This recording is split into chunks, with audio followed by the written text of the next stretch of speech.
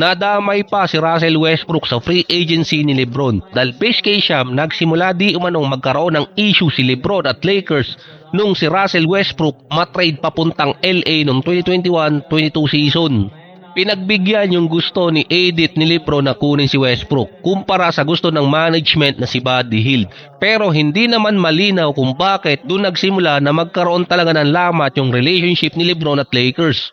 Kasi pagkakaintindi ko lang sa write-ups na yun at sinabi ni Sham, parang hindi na sinusunod ng Lakers yung gusto ni LeBron dati pa. Based pa kay Rich Paul, hindi na masaya si LeBron sa Lakers kaya biglang nagbago yung isip niya at hindi na nakipag-meet sa LA para tingnan ang magiging offer ng team at lilipat na lang din siya sa ibang team. Si Russell Westbrook muna na going 38 years old na ngayong season at meron dalawang team ang interesado sa kanya, ang Minnesota at Miami. Pero nilalaban ng mga fans sa OKC na gayahin ng team yung ginawa ng Toronto.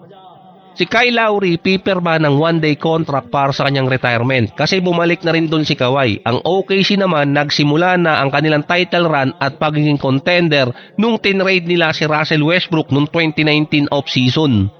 Kaya sandamakmak na draft picks ang nakuha ng OKC, kasama pa doon yung kay Paul George. Kaka-champion lang din ng Raptors nung itinrade nila itong si Russell Westbrook at si PG. 7 years ago or noong 2019, naglipatan din yung iba mga star player katulad na nangyari ngayong 2026 off-season. Kaya yung mga fans, iniingganyo si Sam Presti na papirmahin si Westbrook ng 1 taong kontrata para sa kanyang retirement or possible huling taon niya sa NBA. Ang Thunder puno na ang kanilang roster, parang hindi nga masyadong nagalaw. May nawalang dalawa si Wiggins at si Isaiah Joe kaso may papalit naman na bago. Lagpas pa rin sa tax apron ng Thunder. So hindi si Sam Presti ang deciding factor doon para makabalik si Westbrook sa retirement niya, kundi ang team owner. Sila kasi magbabayad ng tax. Pero so far pwede kasing mag-sign si Westbrook ng minimum contract. Yun nga lang walang roster spot sa ngayon dito sa Thunder. Si LeBron naman para naging Giannis dahil happiness na yung hinahabol. Ganon din yung kay Giannis sa Milwaukee Bucks. Nilagay yung dalawang kapatid niya para sumaya siya. At naubos yung asset ng Bucks dati kakamiting dito kay Giannis. Nabuti nabawi pa. Ang Cavaliers naman nagre-ready ng isang spot para kay Bronny. Na kapag pumunta sa kanila si LeBron, makikipag-trade ng Cavaliers sa Lakers para kunin si Bronny at magsama silang dalawang mag-ama. Hindi pa nagmamadali ang kampo ni LeBron na pumirma sa mga team. Base kay Sham, 6 na teams ang mostly makakakuha sa kanya. Either Cavaliers, Miami, Denver, Golden State, Philadelphia at Minnesota. Nag-reach out na kasi or kinontak na ng Denver ang kampo ni LeBron. Base kay Rich Paul, ang Nuggets ang legitimate destination para kay LeBron dahil kina Gordon, Jamal Murray at Nikola Jokic. Sinabing close din ni LeBron at ni Rich Paul ang Kroenke family, ang may-ari ng Nuggets. Since 2018 pa, close itong si LeBron kay Josh Kroenke. Sinabi to ni Rich Paul sa kanyang podcast kasama si Max Kellerman. Sa 6 na teams na sinabi ni Sham na possibility mapuntahan ni LeBron, ang Nuggets ang least expected team na makakakuha sa kanya kung via salary ang pag-uusapan. Walang cap space ang Nuggets para ma-assign si LeBron. Pwera lang kung gagawa ang Denver ng transaction, parang kasama na doon na si Nikola hindi muna pipirma ng kontrata this off-season or kaya si LeBron kukuha ng minimum. Pero duda ko hindi siya kukuha ng minimum dun dahil mula 50 million bigla siyang babagsak ng 3 million. Mostly mga 20 million pwede pa.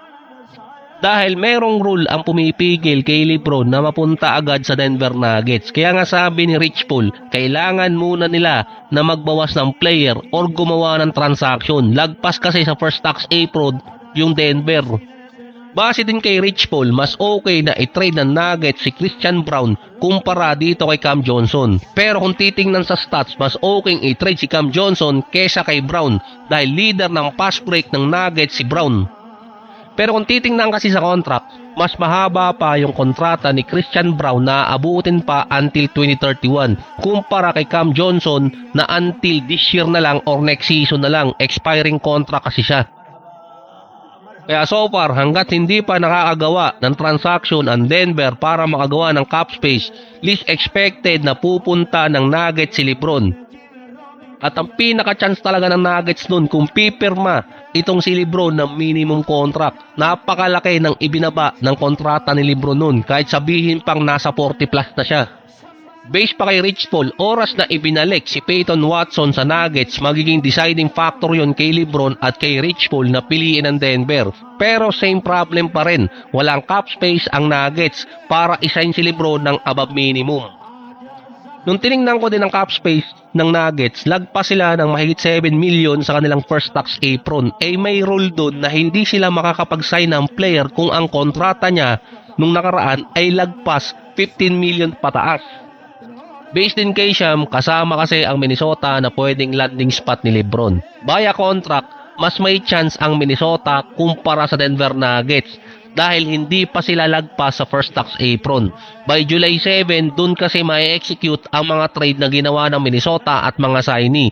Dun din makikita kung meron pa silang cap space at sapat na tax apron para ma-assign si Lebron. Kinontak na rin ng Minnesota ang kampo ni Lebron at pinitch nila na makakasama ni Lebron sa Minnesota si Anthony Edwards, LaMelo, McDaniels at Rudy Gobert. Sa lineup kasi na yan, pwede makasama ni Lebron ang kanyang teammate sa 2024 Olympics at ilang beses din dinurog ni Edwards at McDaniels yung Denver Nuggets. Pero sa ngayon, hindi pa alam kung nag-upgrade ba ang Minnesota or nag-downgrade dahil nawala yung dalawa nilang big man. Dahil kung pagbabasihan lang din ang contract, ang nangunguna kasi sa 6 na teams na yan na pwedeng puntahan ni Lebron at makakapagbigay sa kanya ng mas malaking kontrata ay Golden State. Available kasi yung 15 million na mid-level exception sa kanila kumpara sa Minnesota, Denver at dito sa Cavaliers. Yung Miami, ganun din, limited na sila.